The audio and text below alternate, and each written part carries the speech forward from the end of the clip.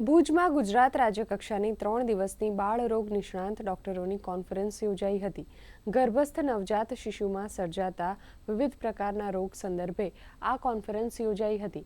ગર્ભાવસ્થા દરમિયાન ગર્ભસ્થ શિશુમાં થતી ખોળખાપણનું નિદાન અને નવા MT5 કાયદા પર સંવાદ યોજાયો હતો. ભુજની GK અદાણી હોસ્પિટલમાં રાજ્યકક્ષાનું વર્કશોપનું આયોજન કરવામાં આવ્યું હતું. આ કોન્ફરન્સમાં અંદાજિત 200 જેટલા ડેલિગેટ્સે ભાગ લીધો હતો. છે કેવી મૃત્યુદર ઘટાડવાનું, કેવી રીતે એમને હેલ્ધી રાખવાનું, એના ઉપર બધી લેટેસ્ટ રિસર્ચ છે, લેટેસ્ટ ટેકનોલોજી છે, લેટેસ્ટ નોલેજ છે. એના વિષયમાં 2 દિવસ ત્રીજા વર્કશોપમાં બધા એક્સપર્ટ પૂરા ઇન્ડિયાથી ને ગુજરાતથી આવ્યા છે. આ વિષયમાં ચર્ચા કરી રહ્યા છે.